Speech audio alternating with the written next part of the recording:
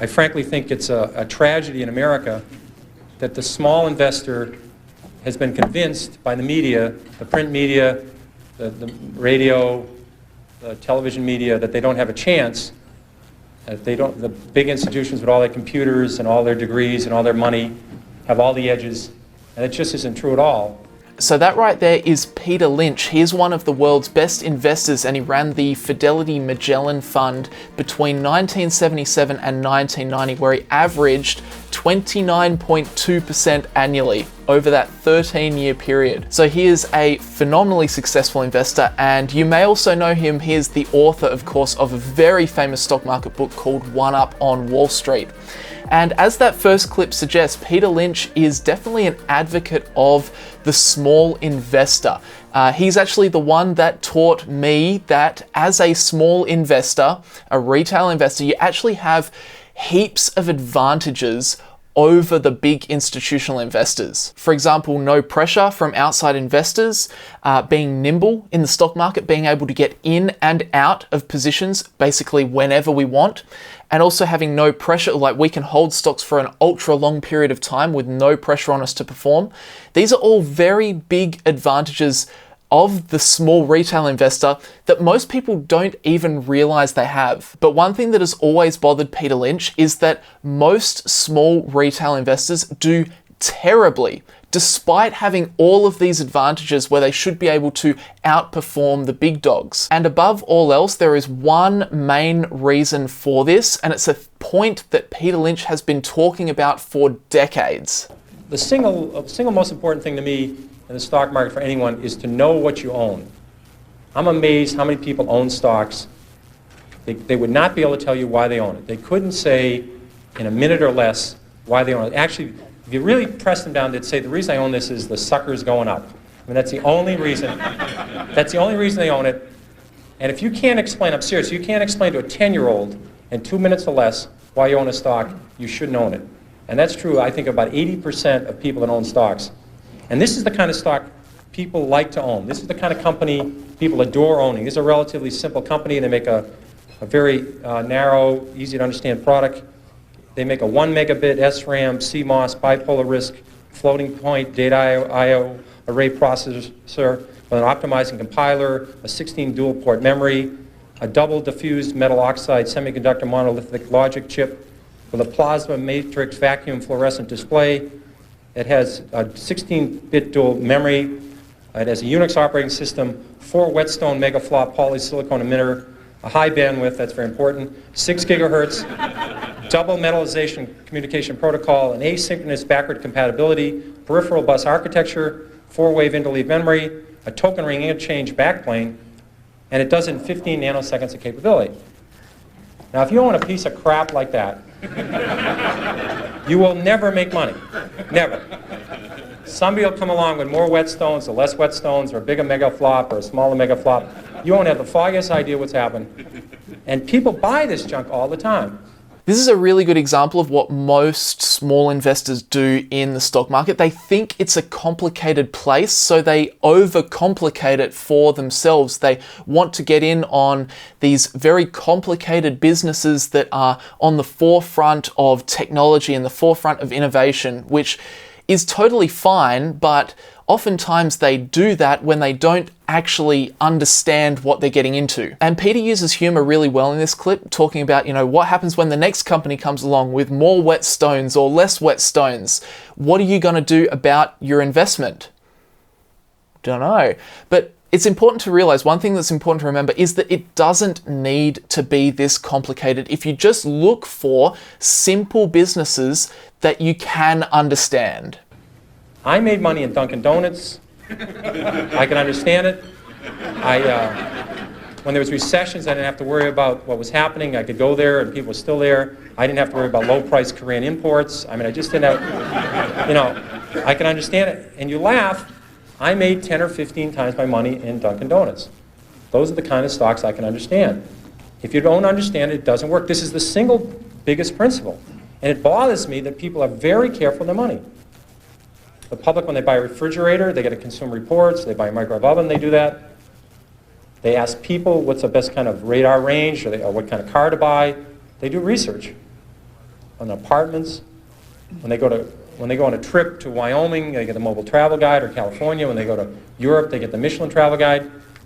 People will hear a tip on a bus on some stock, and they'll put half their life savings in it before sunset, and they wonder why they lose money in the stock market. And when they lose money, they blame it on the institutions and program trading.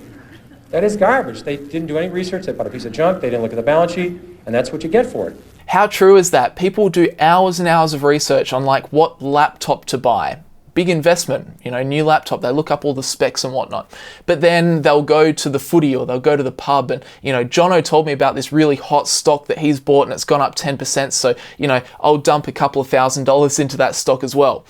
And unfortunately, I wish I could laugh, but this one, it hits pretty close to home because when I first started out investing, I have an exact example of this for me. And the example for me was, at the time, I was going in to buy a new computer and I spent so long learning about computers, all of the different components and making sure they're all compatible with each other and if they're going to work well with each other. And I ended up building this PC. It cost me like $2,000. At the time, it had an Intel i7 processor, which was really speedy. I had the NVIDIA GTX 560 graphics card, which was like, really at the forefront at the time. I had a 1 terabyte HDD, a 1 terabyte hard drive. That was just... You would never need that amount of space on a computer, but I got it anyway. Anyway, I spent about $2,000 on this computer. And around about the same time, I was big into just like reading Motley Fool articles. And I remember reading like 5 Motley Fool articles that talked about this one stock in a positive light. So I sunk about $2,000 into this stock. I mean, how crazy is that? I spent all of an afternoon just researching this one stock. Really, I didn't even research. I was just looking at these Motley Fool articles. And on the flip side, I would spend days and days. Actually, I probably spent weeks learning about computers to be able to effectively build this PC and spend as little on it as possible. That's just stupid. And you won't be surprised to hear at all that that investment that I made way back when did absolutely terribly. So, number one rule of investing, know what you own. Take the time, understand the company that you are putting your hard-earned money into. Stocks are not lottery tickets. There's a company behind every stock. If a company does well, the stock does well. It's not that complicated. People get too carried away. Another key element is that you have plenty of time. People are in an unbelievable rush to buy a stock. I'll give you an example of a well-known company. Walmart went public in October of 1970. 1970 went public. Already had a great record. It had 15 years performance, great balance sheet. You could have waited 10 years saying you're a very conservative investor. You're not sure this Walmart can make it. You want to check. You see them operate in small towns. You're afraid they can only make it in 7 or 8 states. You want to wait till they go to more states. You keep waiting. You could have bought Walmart 10 years after they went public and made 35 times your money. If you bought it when they went public, you would have made 500 times your money, but you could have waited 10 years after Walmart went public and made over 30 times your money. You could have waited 3 years after Microsoft went public and made 10 times your money. Now, if you knew something about software, I know nothing about software. If you knew something about software, you would have said, these guys have it. I don't care who's going to win, Compaq, IBM. I don't know who's going to win Japanese computers. I know Microsoft, MS-DOS is the right thing. You could have bought Microsoft. Again, I'm repeating myself, stocks are not a lottery ticket. There's a company behind every stock. And you can just watch it. You have plenty of time. People are in an amazing rush to purchase a security. They're out of breath when they call up. You don't need to do this. So Peter Lynch's number one rule is definitely to know what you own. But a lot of the reason why people end up owning stocks they don't understand is because they rush. So I'm really glad that Peter brings up this point in this talk.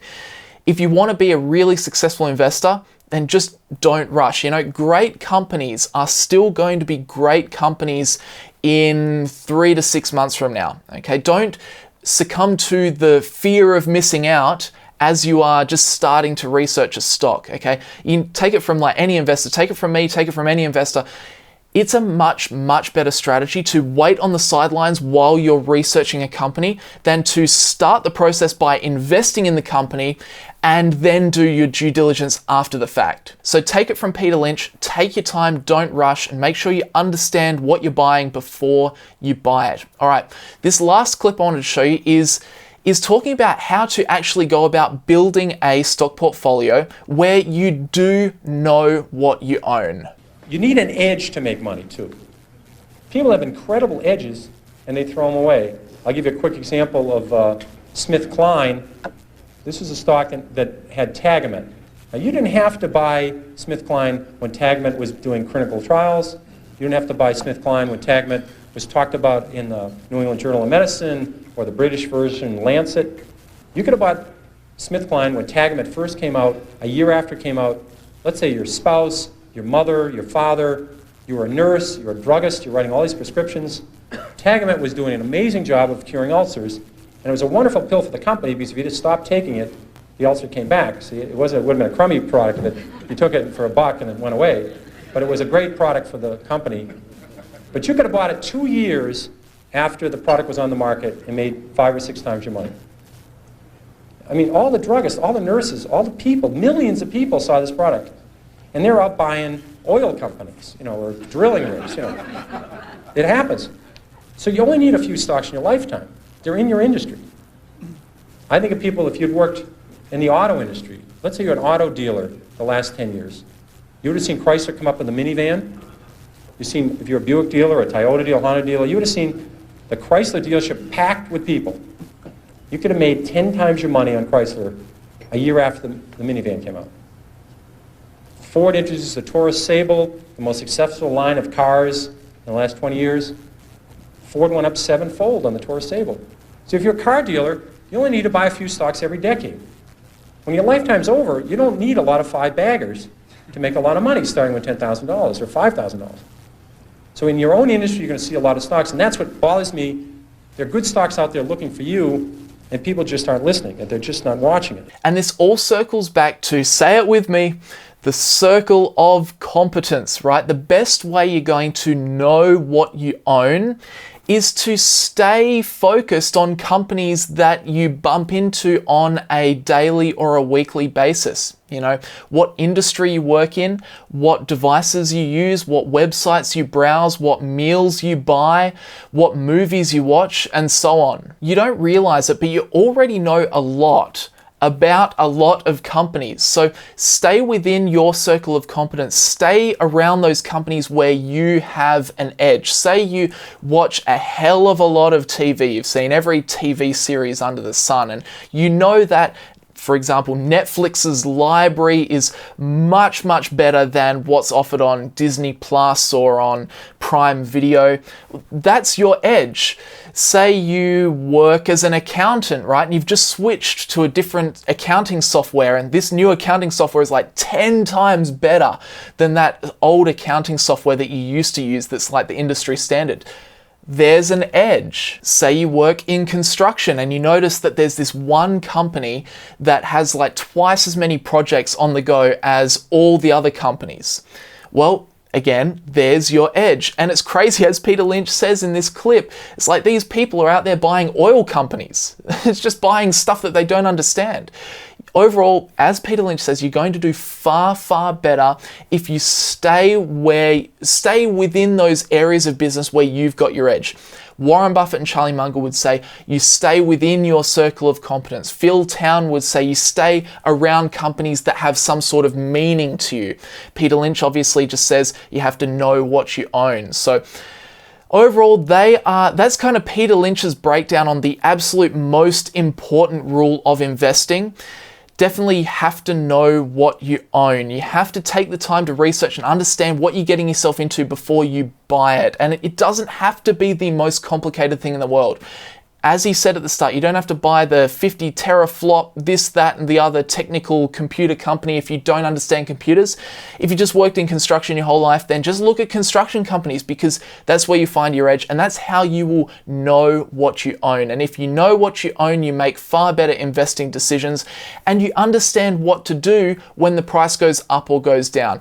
You could understand that there's a lull in the construction industry, but over the next 3 or 4 years, that's going to pick right back up. no worries. If the stocks go down, you're like, that's all right, 3 years, it'll be fine. You know, on the other hand, if a construction stock was going down, you look at that company, you go, oh yeah, they've just been done breaching a whole lot of different construction related laws. They're really going down the toilet. Then you can get out of that company and look at something else in that industry. So it just helps you a lot. Knowing what you own is definitely the first fundamental step in constructing a successful portfolio. But anyway, guys, that is where I will leave this video. Let me know what you think down in the comments section below. Of course, subscribe to the channel if you're interested in similar videos to this. Leave a like on the video if you did enjoy it or if you found it useful. If you're interested in how I go about my investing, either passive or active investing, you can check out PROFITFUL. Links are down in the description below, where I've made 2 completely in-depth courses about those 2 different investing strategies. Stock market investing, Introduction to Stock Analysis is the course that is actually heavily inspired by how Peter Lynch goes about his investing. So if you're interested, you can check that out, links in the description. But that will do me for today, guys. Thank you very much for watching, and I'll see you all in the next video.